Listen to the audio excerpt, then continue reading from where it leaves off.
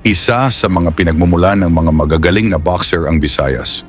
Sa katunayan, marami ng mga Pinoy na world champion ang nagmula sa lugar na ito, katulad nina Gary Peñalosa, Mark Magsayo, Donnie Nietes, Nonito Donaire at John Riel Casimero.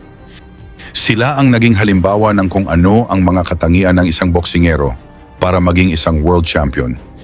Isa sa mga bumabandera ngayon ang undefeated na si Raymar Tagacanao na may 9 na panalo, walang talo at 7 knockout sa kanyang kartada.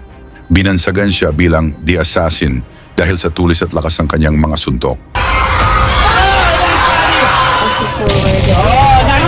Ang kanyang lakas ay nahahambing kay Manny Pacquiao at ang kanyang tapang ay kasing angas kay Casimero. Ngayong December 21, 2024. Haharapin ni Tagacanao itong veteranong Thai champion na si Pai Pahrov na may 38 na panalo, 6 na talo at 29 na knockouts sa laban na gaganapin sa Bohol.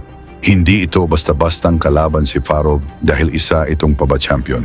Habang ang ating Pinoy matapos makapagtala ng 7 magkasunod na panalo, nabigyan si Tagacanao ng pinakamalaking laban sa kanyang karyer, laban para sa bakanting Buba Asia Super Flyweight title. Halika balikan natin kung paano kinuha ni Tagacanao ang titulo mula sa isang knockout artist. Naitapat siya sa Indonesian boxer na si Hamson Lamandao, 12 panalo, 1 talo at 9 na knockout sa kanyang kartada. Na binansagan naman bilang The Tiger dahil sa kanyang tapang at galing sa labanan. Ang laban ay ginanap sa Saulog Gymnasium, Tagbilaran City, Bohol, ang PMI Boxing Promotions. Sa umpisa ng laban, agad na nagpakawala ng malalakas na kombinasyon ng dalawang boksingero. Ang ating Pinoy na si Tagacanao ay naka-blue at red na trunks, habang black trunks naman ang suot ng Indonesian.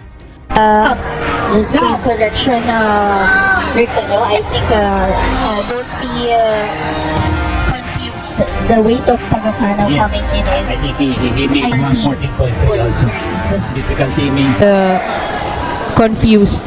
The weight of Tagacanao Yes. coming in is I think he made identical 114.3 also. the same as Lamandao. Alam mo yung mga malilit na bagay ganyan, wag niyong kasi may technical difficulty minsan. So Title bout, of course, for the WTA Sir Eman Asahara, hindi po mismo we are repeating. mali lang po yung screen pero silang nag-tip ng scale ng 114.3. Partner, what makes this fighting is both partners are willing to open up. Like you can see here, Raymar Tagacanao always brings excitement to the ring. What a nice going to this fight.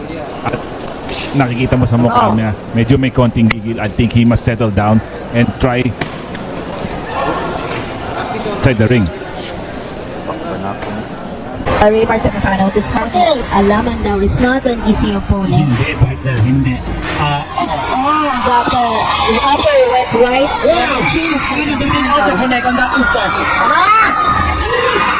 Tagacanao with that right, he's just starting. Pagsapit ng ikalawang round, marami ng solidong suntok ang napatama ng Pinoy, ngunit nagpakita rin ng tibay ang Indonesian at gumanti ng kanyang mga kombinasyon. Honestly, watching this fight back home in Indonesia. We've seen some of the weapons of both of the boxers. Lamandao with that right haymaker, Tagacanao with that right and left uppercut. And also that use of jab by Tagacanao to set up his uppercuts. Very it goes as a complete fighter. He is now very patient on target. Naalala natin yung kalaban niya yung Mopon. What a classic fight doon. Certainly. Surely one of the candidates for fight of the year last year yun. Just goes to show how Raymar Tagacanao does not back down from a veteran opponent. So here, this handpicked opponent, Lamandao, is not an easy opponent. Hindi, partner, hindi. Oh, that upper went right on the chin of Lamandao did also Tagacanao. connect on that instance. Tagacanao with that right piece. To engage. So there's not a lot of Nice overhand by Lamandao. there you have it. To set up those body punches, but Tagacanao, excellent body movement. encounter. Upper hook by Lamandao. Tagakano covers up, answers with a right uppercut. Center.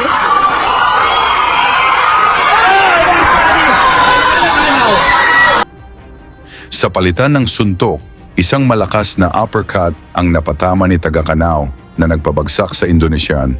Ngunit nakatayo pa rin ito matapos ang bilang. That's the solar plexus of Lamandao. What is that? What is that? A great from the Indonesian fighter. Certainly not afraid to exchange partner. Oh, nice apple by Lamandao. Definitely.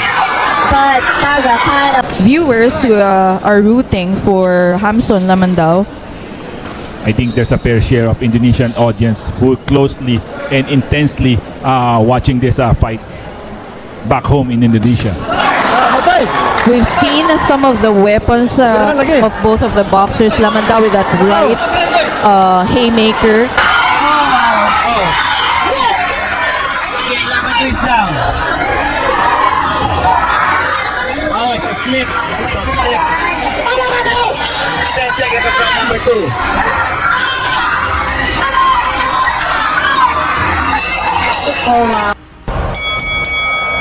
Sa ikatlong round, nahahalata na ang antas ng laban. Ang mga Boholano ay na-excite sa akala nilang matatapos na ito, ngunit muling pinakita ng Indonesian ang kanyang katatagan. Ring. Hello kay Boxing Gloves Official. Thank you for watching us. Again, that haymaker of Lamandao keeps him susceptible to counters. Nice overhand by Tagakano. Yes, but blocked partially by Lamandao and is able to counter to the body of Tagakano.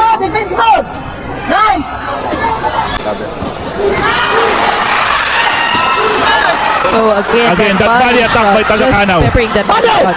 Tagakano singular mission just to pepper that body with body shots. What a fight, partner. And we are just starting in it. Certainly, no? Again, don't be confused. Raymar Tagakano is wearing the red and blue trunks. Hanson Lamandao. Raymar Tagakano is wearing the red and blue trunks. Hanson Lamandao is wearing the black trunks. Ano? This is Indonesia versus the Philippines. Indonesia and Philippines have some good matchup also in boxing. And I think this fight could belong in that category. Certainly. Oh, nice. Left to the body by Tagakano. Our referee signaling to keep it a little higher for Tagakano. Oh wow, just beautiful setup for Tagakano. You see him going up top To the to body of open Tagakano. up Lamandao for that body shot. A little bit wild for Raymart on that instant. Good counter. Raymart always watches out for that jab to do that. On that instant. There you have it. Quick counter by Tagakano. Just Fast how hand. tough is Lamandao, partner? Oh, certainly. Yeah. And always unleashing punches and punches, threes or 4-punch combinations by Lamandao, keeping those hands active. I really like this boy. He came very prepared for Raymart Tagakano. Certainly amazing stamina from this warrior from Palangkaraya, Indonesia. So if we have viewers from Palangkaraya, Stamina from this warrior from Palangkaraya, Indonesia. So if we have viewers from Palangkaraya, shout out to all of you guys. Oh, another ripping hook to the body by Tagakano and then hook up top. What a 1-2 combination and going out for Lamandao.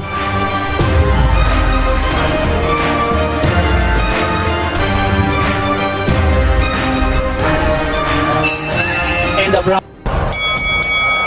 Sa round 4, nakaganti ang Indonesian ng mga solidong suntok, ngunit kinaya ito ng ating Pinoy at nagpakita ng tibay. Of 1FD Productions, excellent camera work. And, yeah. very, very hardworking men of 1FD. Kudos to everyone. Certainly. Here we go. Let's go back to the fight. Round 4, partner.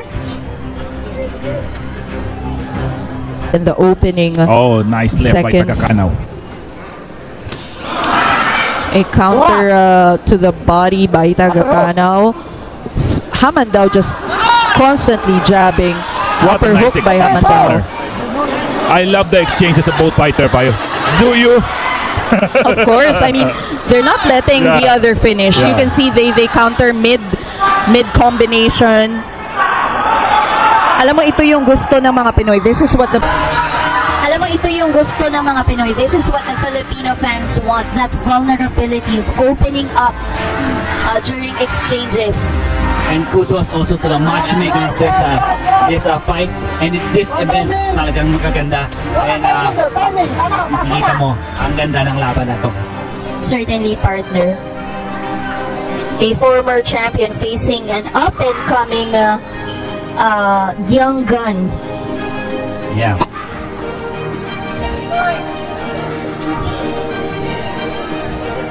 Judicious jabbing by Lamandao. You can see he's trying to open up Tagakanaw, and he opens up with that jab. That left jab of Tagakanaw is guns on blazing right now. You are absolutely That's a right. good 1-2 combination by the Indonesian.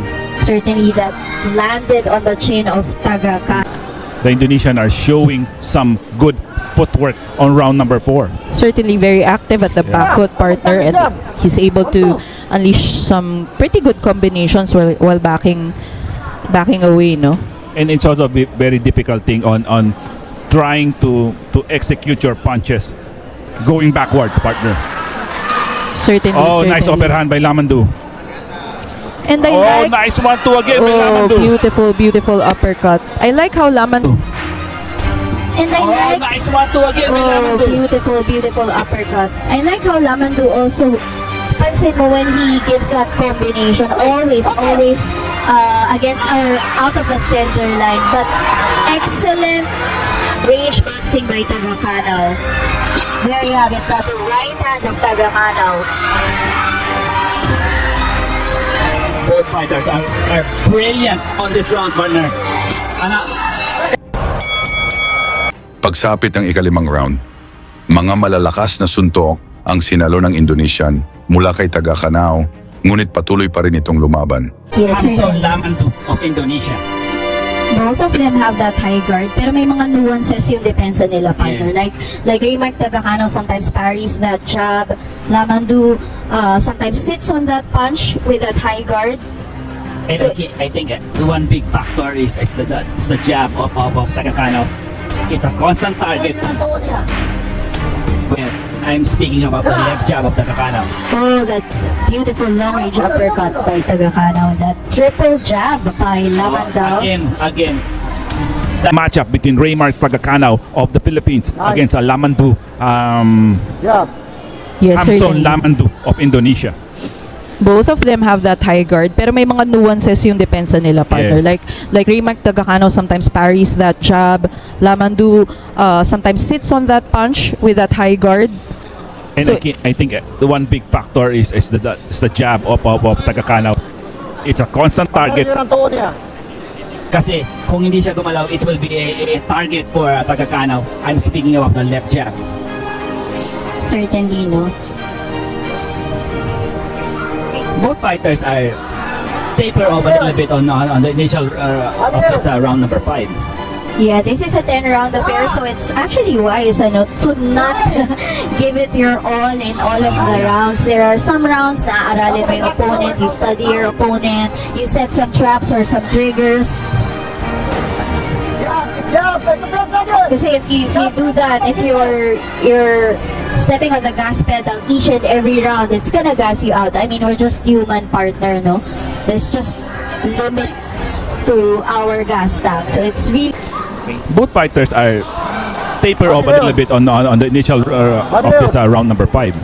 Yeah, this is a 10-round affair, so it's actually wise to not give it your all in all of the rounds. There are some rounds na aralin mo yung opponent, you study your opponent, you set some traps or some triggers. Kasi if you do that, if you're stepping on the gas, To be the third man in the ring.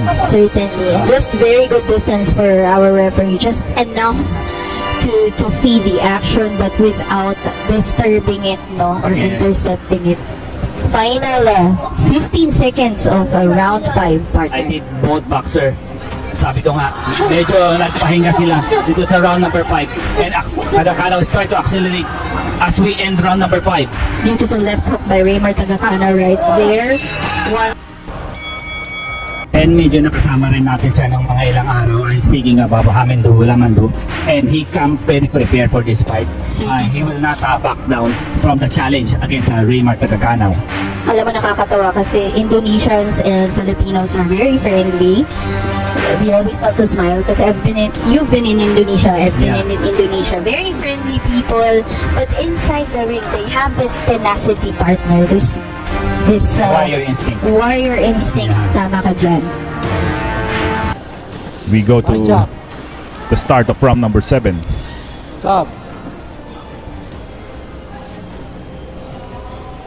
Both of the fighters are trying to size up each other again in the beginning of round number 7. That was a good jab by Lamandu, and then when Tagakano slipped, he slipped in that uppercut. Lamandu is giving a dose of his own medicine by giving that left jab to Tagakano. Partner, that jab of Tagakano is a showstopper. He just stops Lamandu right when he's charging in. No? Oh, body shot. By Tagakano, Lamandu answers with Nice triple one jab too. and straight. The jab is picking up right now for the Indonesian partner. He is scoring with that jab. Certainly, they're back at the Tagakano center of did the the ring. exchange. And I like how The Indonesian Lamandu keeps it on the center of the ring. He circles out to the left to keep it at the center. He doesn't want to be cornered by Raymar Tagakano. Tagakano, that stiff jab, beautiful. beautiful. Another facet for Tagakano. Now he's a counter-punching boxer. From a broader standpoint kanina, he's now trying to make Lamandu commit mistake. Certainly, he's inching forward. Sa round 6, sa kalagitnaan ng huling minuto, tinanggap ng Indonesian ang mga malalakas na kanan ni Tagakano. Hindi na nakatayo pa ang Indonesian matapos ang mabigat na pagsugod ng Pinoy. The temple of I think that's right overhand, partner, if I'm not mistaken. right. Whatever he's talking about. Sa huli, tinapos agad ng referee ang laban at naiuwing panalo ni Tagakano ang bakanteng titulo sa pamamagitan ng technical knockout.